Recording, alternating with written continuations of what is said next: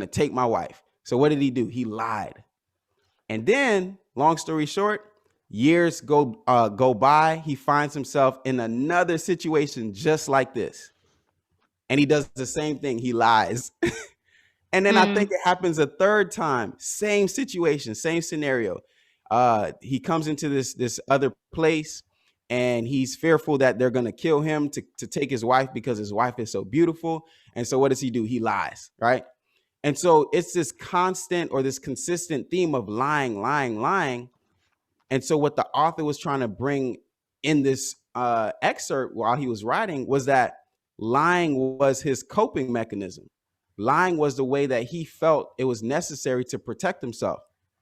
So as we're going through this, I want you to think about, what are those things that you run to right away before you either trust in your own ability to handle the situation or you trust God to work it out for you. So a couple of things that stood out for me. Number one, this is how we develop coping skills. The first thing is always a natural reflex, right? It's a self-preservation reflex. So when I say self-preservation, I mean, this is something that you do because you feel the need to protect yourself. So for example, let's say you get into this really big argument with somebody that you love and you care about.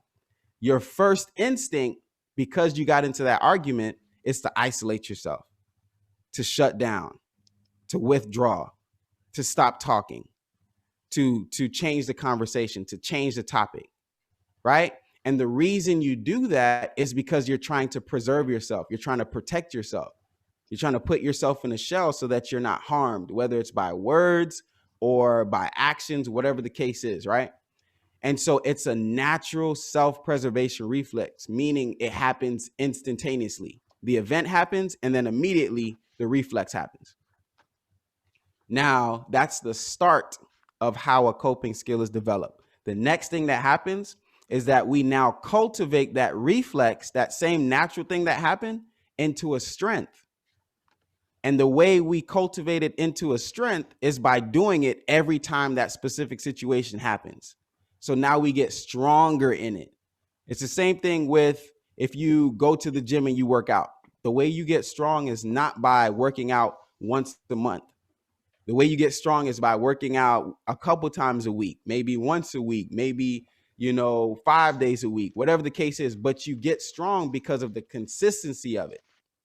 The way the reflex gets strong is every time this situation or scenario happens, you fall back on that reflex, right? And then the next step that happens is that now we learn to respond to stress with this new habit. And if you remember anything from our last module, when I talked about habit, right? A habit is something that happens unconsciously without you even thinking about it. So now this reflex that once was a natural reflex, it now has some strength because we've been doing it over and over and over again. And then now it's a habit. We're not even thinking about it, right? So we have an argument or a confrontation, and without even thinking, we shut down, we isolate. Or vice versa. We start cussing them out, right? We start cussing them out. We start fighting. We start throwing blows, throwing F-bomb, this and that, right? Without even thinking, because it's a habit. And then finally, that last step is that now the coping mechanism has been developed. And this coping mechanism takes over. But the really good thing about developing a coping mechanism and a coping skill is that we can be intentional about it. So yes, it is a natural reflex, but we also have control over the reflexes that we allow ourselves to engage in. So just because our first thought is to cuss them out or shut down, it doesn't mean we have to do it. And this is where the work comes in. So I've been talking about, we got to work for our mental health. It's not going to be easy. We got to be intentional. We got to be willing to commit to the work. This is what the